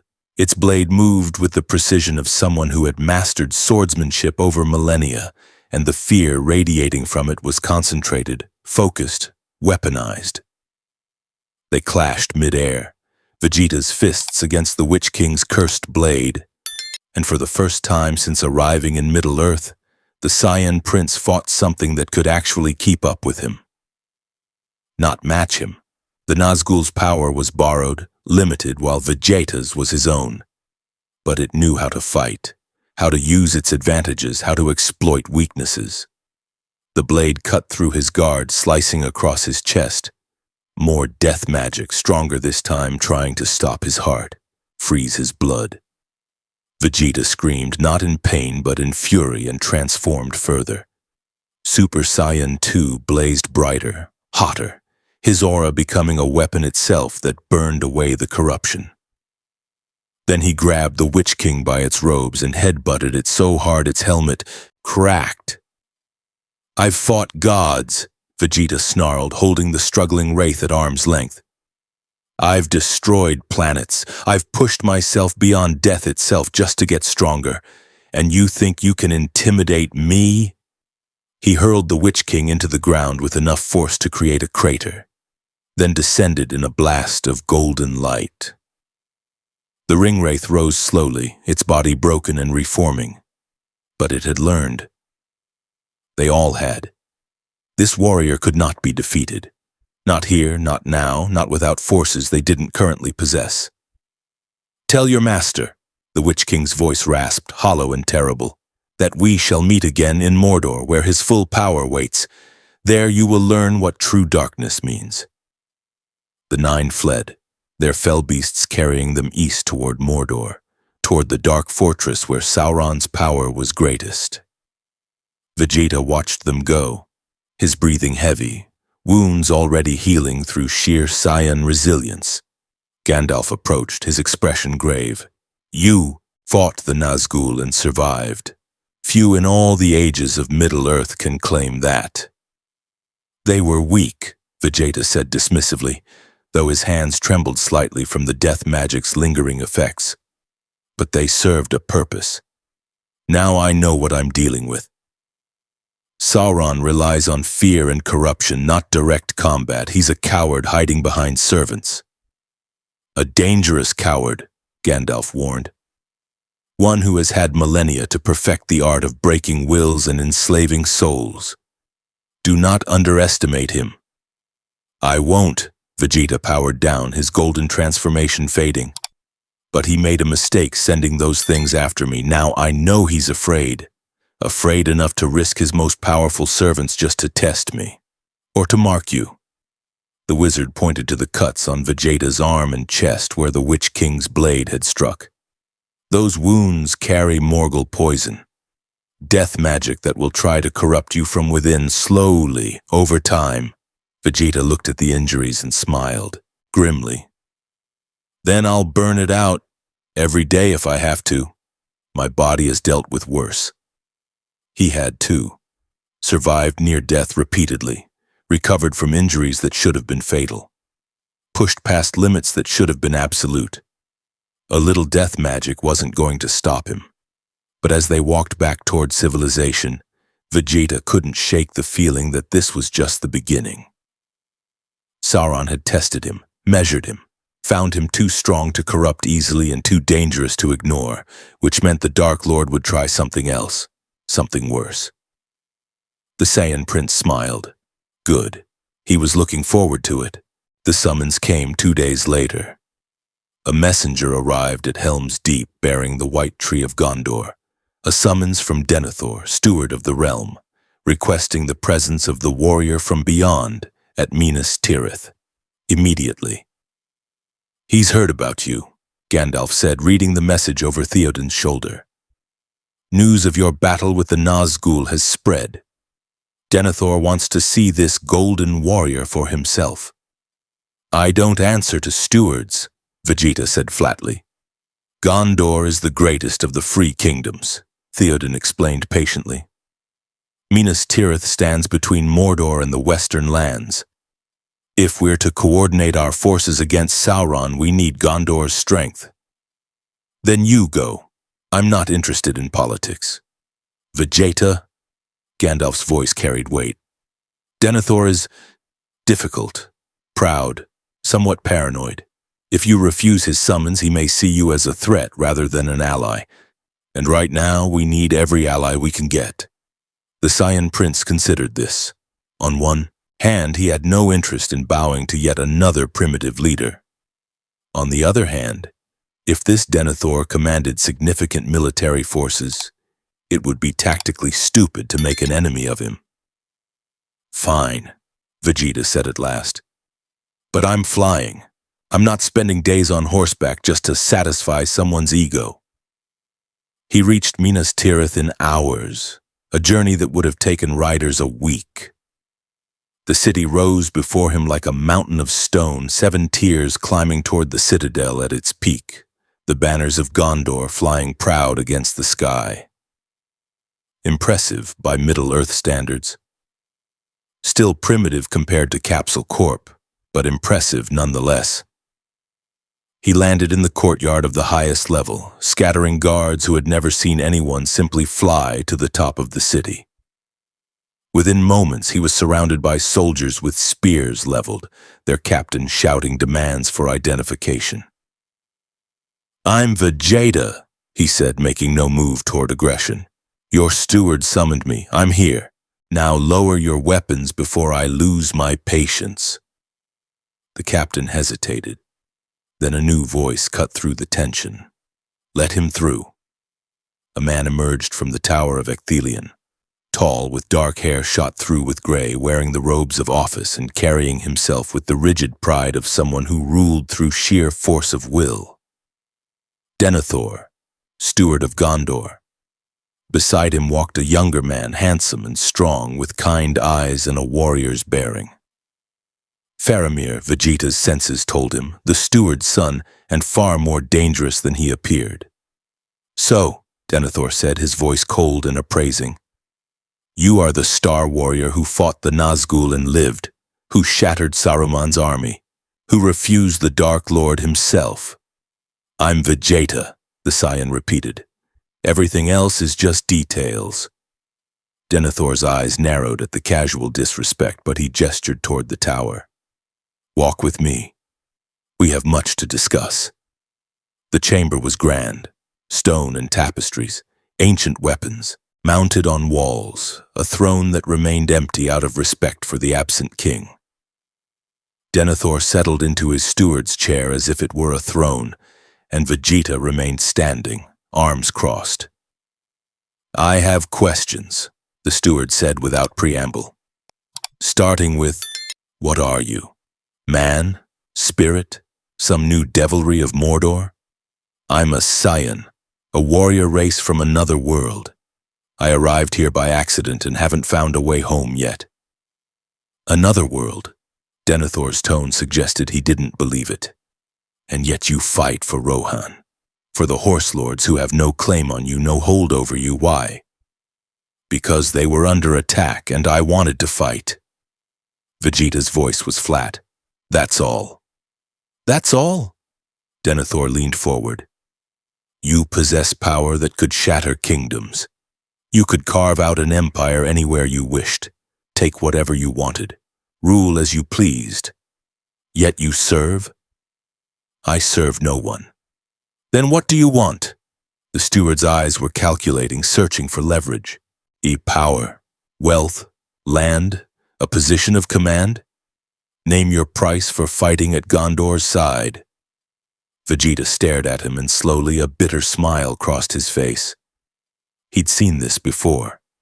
Leaders who thought everything had a price, who couldn't conceive of someone acting without ulterior motive. "I don't want anything from you," he said quietly. "I don't need your gold or your lands or your titles. I'm stronger than anyone in your kingdom. I could take whatever I wanted, and there's nothing you could do to stop me."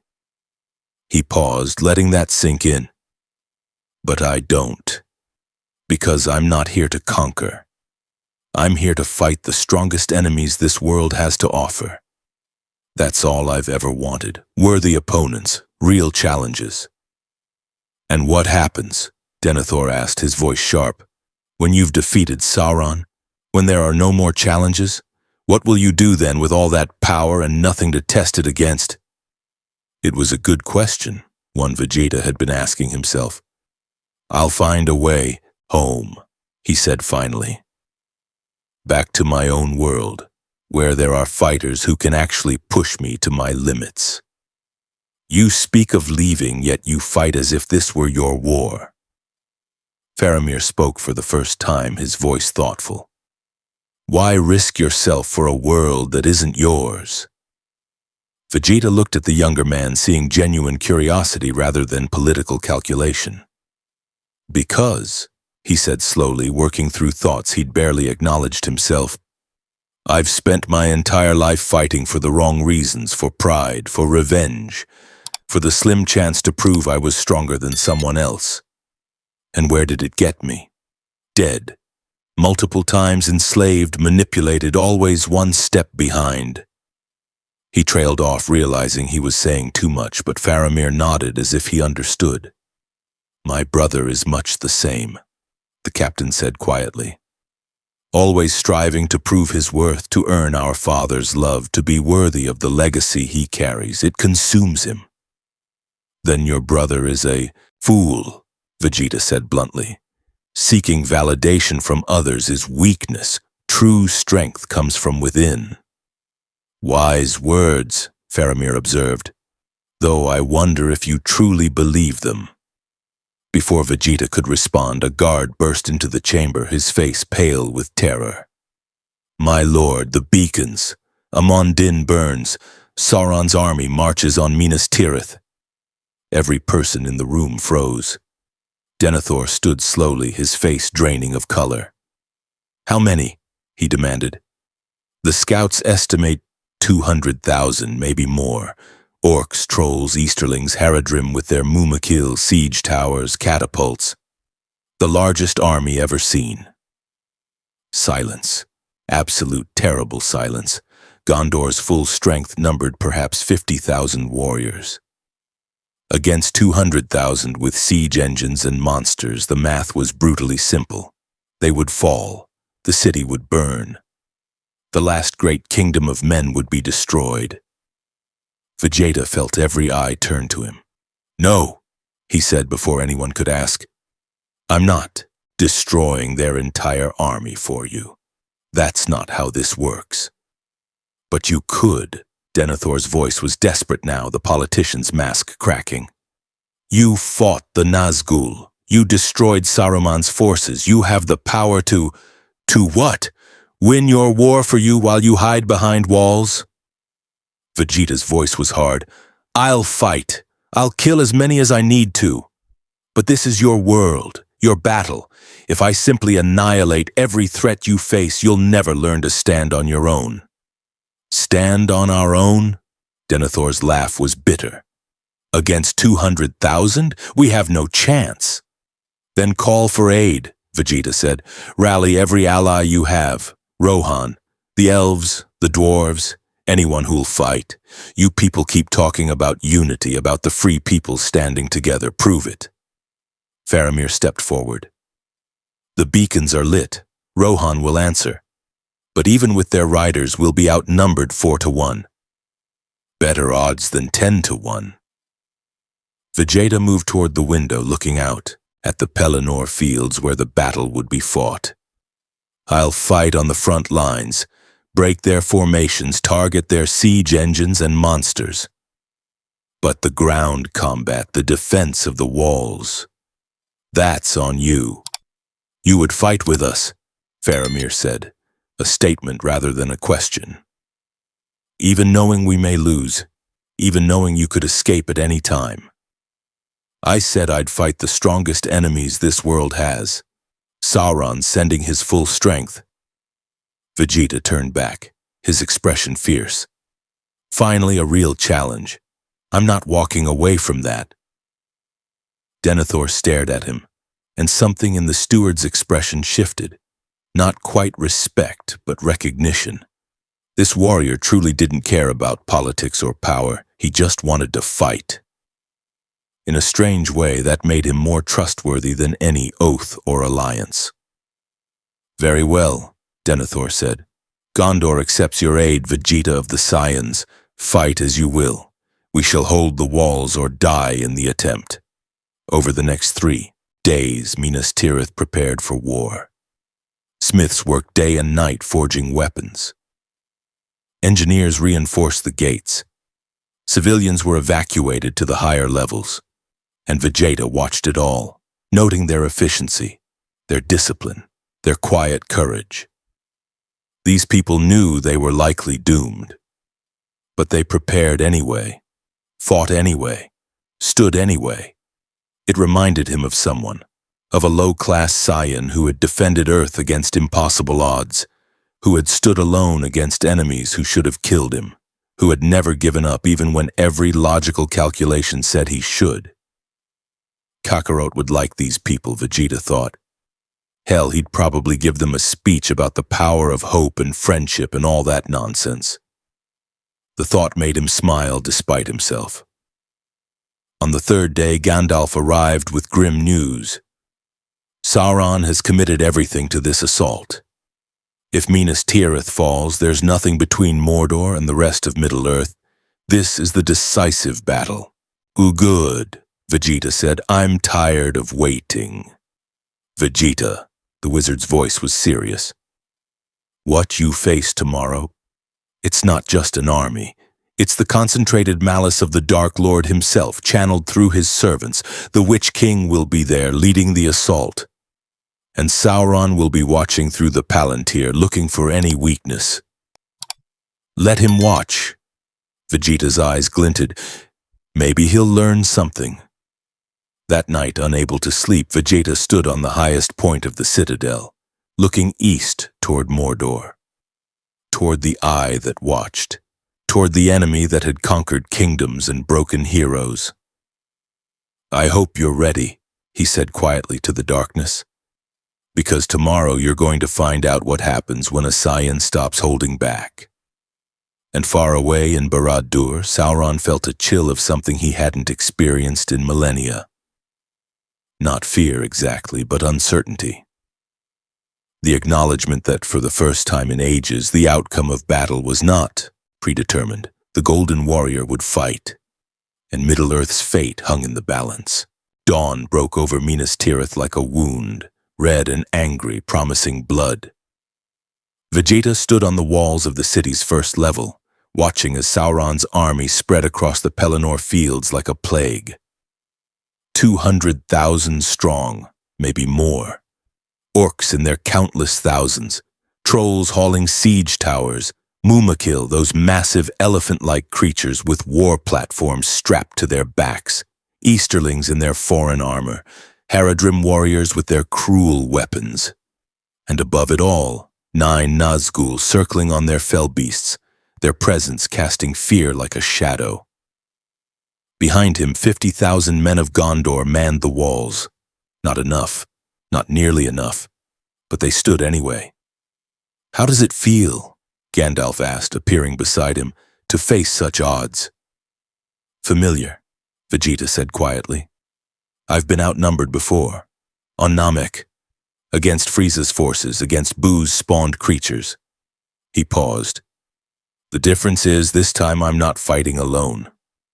As if in answer, horns sounded from the north. Theoden King rode at the head of 6,000 Rohirrim, their horses thundering across the plain, their spears glinting in the blood-red dawn. Not enough to turn the tide, but enough to matter. Vegeta felt something stir in his chest, not quite hope, but something close. These people refused to yield, refused to break. Even facing annihilation, they rode toward the enemy with courage that defied reason. For Gondor, Faramir's voice rang out from the walls. For Rohan, Theoden's cry echoed across the field, and the battle for Minas Tirith began. The first wave hit like a tsunami. Siege towers rolled forward, catapults hurled stone and fire. Orcs charged the walls by the thousands, their war cries deafening. Vegeta launched himself into the sky, golden transformation blazing, and became a living weapon. A siege tower approached the wall, his kick shattered it into splinters. A group of trolls hauled a battering ram toward the gate. Precision key. Blasts eliminated them without damaging the gate itself. A Mumak charged through Gondor's lines. He dropped from above, grabbed it by the tusks, and physically hurled the beast back into the orc formations, crushing hundreds. But even he couldn't be everywhere. An Easterling unit breached the second wall. Gondorian soldiers fought desperately to contain them, falling one by one. Vegeta swept in, moving faster than mortal eyes could track, and the breach was sealed in seconds. A group of Haradrim archers targeted the defenders on the third level. Before they could loose their arrows, ki blasts rained down, destroying their position. The Nazgûl dove, trying to kill the leaders to break morale. Vegeta met them in mid-air, trading blows with the Witch King while simultaneously keeping the other 8 at bay. "You cannot win!" the Witch King shrieked. "For every one you save, 100 fall. You are merely delaying the inevitable." "Delaying is enough," Vegeta snarled, driving his fist through the Wraith's chest. "Every second I buy is a second they use to fight back." And they were fighting back. The men of Gondor, seeing this golden warrior holding the line, found new strength. The Rohirrim charged again and again, their cavalry breaking orc formations. Gandalf moved along the walls like a beacon, his staff blazing, his voice rallying the defenders. But the numbers were overwhelming. For every orc killed, 10 more took its place. For every siege engine destroyed, 2 more appeared. The walls were holding, but barely. The gates shuddered under constant assault. And Vegeta felt his energy draining. Fighting at this intensity, maintaining Super Saiyan 2 for hours, it was taking its toll even on his incredible stamina. Then the Witch King played his trump card. The greatest of the Nazgûl descended to ground level, and where it walked, brave men fled in terror. Its very presence was death, not metaphorical but literal. Hearts stopped, minds broke. Warriors who had fought for hours simply fell, unable to withstand the concentrated malice. It walked toward the gate, and no one could stand against it. Except one. Vegeta dropped from the sky like a meteor, landing between the Witch King and the gate with enough force to crack the stone beneath his feet. "You want in?" he said quietly, his golden aura flaring. "You go through me." The Witch King raised its blade, not the normal sword, but Morgul blade, the weapon that had nearly killed Frodo, that carried death with every touch. "No living man can kill me." "Good thing I'm not from this world, then." They clashed, and the shockwave sent orcs flying in all directions. The Witch King was powerful. Millennia of dark sorcery and Sauron's favor made it a terror beyond mortal comprehension. But Vegeta had fought gods, had pushed himself beyond death multiple times, had refined combat to an art form through decades of constant battle. The Morgul blade came within inches of his heart. He twisted, let it pass, and drove his elbow into the Wraith's face hard enough to shatter its helmet. The Nazgûl's death magic wrapped around him, trying to stop his heart. He burned it away with a burst of ki that left him staggering but alive. They fought for what felt like hours, but was probably minutes. neither giving ground, neither willing to yield.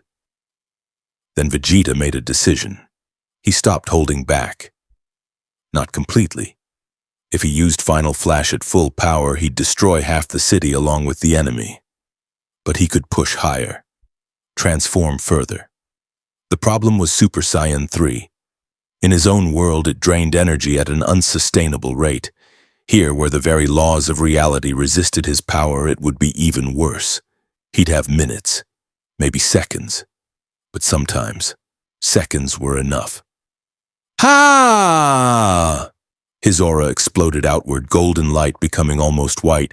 His hair grew longer, flowing down his back. His eyebrows vanished. His power multiplied beyond anything Middle-earth had ever witnessed. Super Saiyan 3.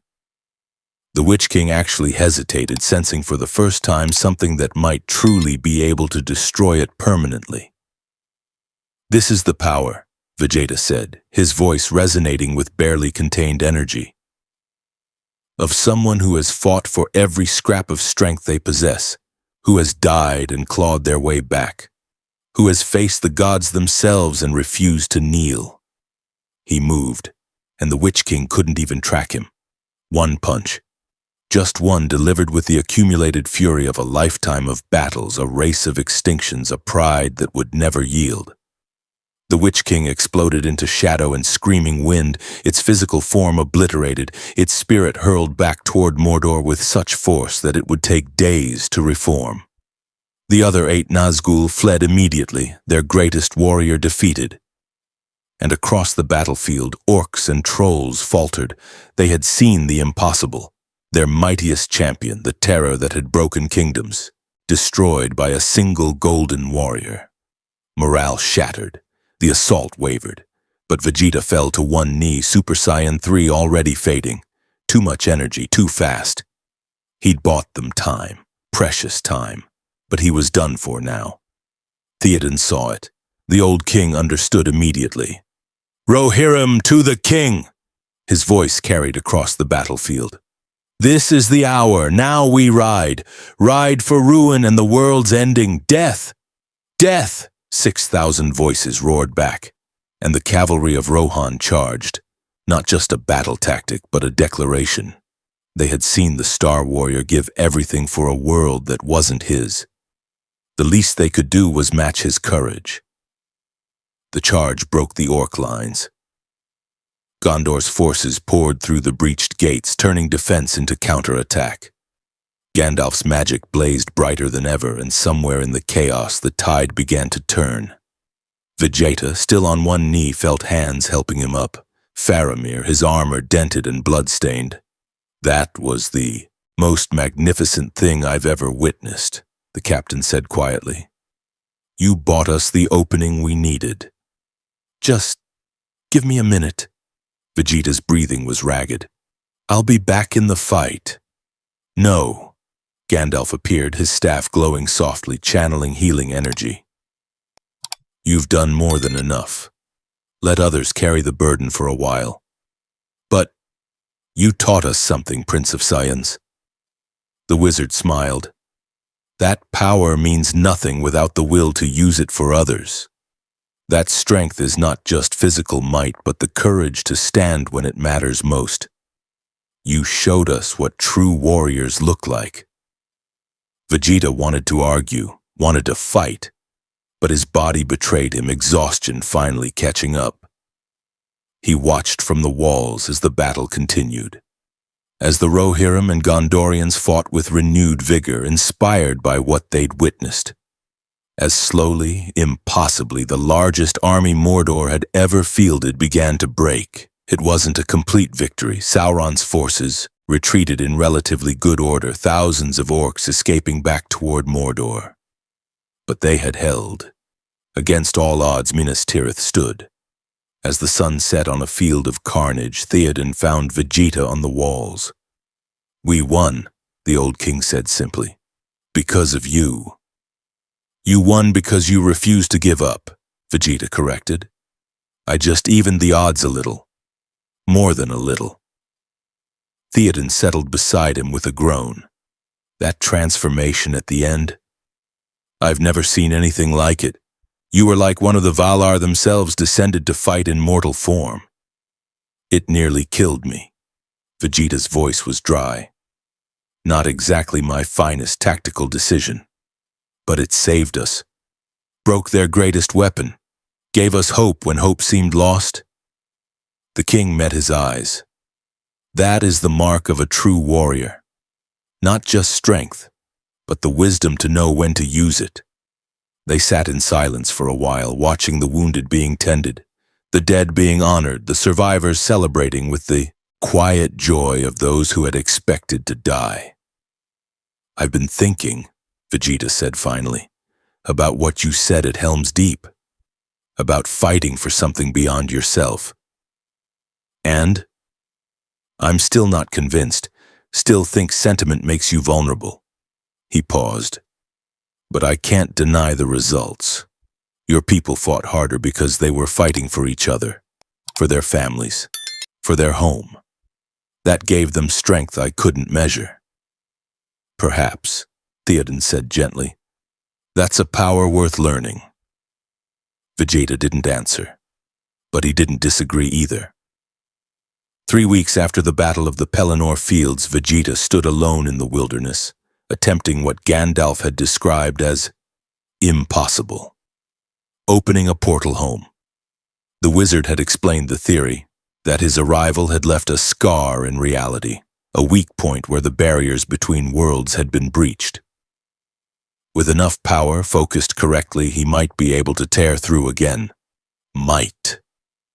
Vegeta gathered his energy, feeling it flow through him differently now. He'd learned to work with Arda's magic rather than against it, to blend his Kai with the ambient energies of Middle-earth. The result was power that felt more stable, more controlled. He focused on the memory of Earth, of Capsule Corp, of Bulma's constant nagging and Trunks' training, and even Kakarot's infuriating grin. Home. Reality rippled. For a moment, just a moment, he felt it. A connection to his own universe, a path back to everything he'd left behind. Then it collapsed, the energy dispersing harmlessly. Vegeta cursed, but he wasn't discouraged. He'd sensed it, felt it, which meant it was possible. It would just take time. Still trying to leave? He turned. Eowyn approached on horseback, her armor gleaming in the afternoon sun. She'd fought in the final battle despite her uncle's orders, had distinguished herself with courage and skill. I don't belong here, Vegeta said simply. Perhaps not, but you've made your mark nonetheless. She dismounted, standing beside him. They're calling you the Star Prince, the Golden Warrior, the Slayer of the Witch King. Songs are already being written about your deeds. Songs. Vegeta's tone made it clear what he thought of that. Wonderful. Just what I need. You say you want to go home, yet every day you remain you train the warriors of Gondor. You share your techniques with Rohan's riders. You work with Gandalf to better understand this world's magic. Eowyn smiled. For someone eager to leave, you spend a lot of time helping us. I'm just killing time until I figure out the portal, Vegeta protested, but the words rang hollow even to himself. The truth was more complicated. He'd never intended to care about these people, this world, this primitive civilization that barely registered on his power scale. But somehow, despite himself, despite every instinct and defense mechanism he possessed, they'd gotten under his skin. He thought of Theoden's courage, Faramir's wisdom, Eomer's loyalty, Gandalf's patient teaching. Even Denethor had earned a grudging respect by the end, dying with honor while defending his city. These people had taught him something he'd never quite understood before. That strength wasn't just about power levels and transformations, it was about conviction, purpose, the will to stand for something beyond yourself. Kakarot had tried to teach him that for years. He'd never listened. But maybe, just maybe, he was starting to understand. When you do leave, Eowyn said quietly, you'll be missed, You should know that. I'm not good at goodbyes. Then don't say goodbye. Just promise you'll remember us. Remember what you fought for here." Vegeta looked at her, this mortal woman who had faced the Witch King alongside him, who had shown courage that put most Saiyan warriors to shame. "I'll remember," he said finally. "And if I ever find a way back to my world and manage to return, I'll check on you, make sure you haven't let this place fall apart without me." Eowyn laughed, bright and genuine. "We'll try to manage, Star Prince." She rode away, leaving Vegeta alone with his thoughts and the slowly healing scar in reality. Gandalf found him at sunset, as the Saiyan Prince was concluding his daily training regimen. "Getting closer?" the wizard asked. "Maybe. Hard to tell." Vegeta powered down, sweat dripping despite the cool air. Could take days, could take years. And if it takes years, what will you do? Vegeta considered the question. Keep fighting, keep training. Help defend against whatever Sauron sends next. He paused. Is that what you wanted to hear? I wanted to hear the truth, and I believe I did. Gandalf's eyes twinkled. You've changed, Vegeta of the Saiyans. Grown beyond the warrior who arrived here months ago, concerned only with finding strong opponents and proving his superiority. I haven't changed that much, Vegeta protested. I'm still the same person. Are you? The wizard gestured toward Minas Tirith in the distance. The Vegeta who arrived would have destroyed that city's enemies without thought for collateral damage. Would have sought to dominate through power, to rule through strength. But you didn't. You fought with restraint, protected the weak, taught others. Became not just a warrior, but a defender. You're reading too much into it. Perhaps. Or perhaps you simply needed to be somewhere where your strength could be used for something meaningful. Where fighting wasn't just about proving yourself, but about protecting something worth preserving. Vegeta had no response to that. Because deep down, in a place he rarely acknowledged, he suspected Gandalf might be right.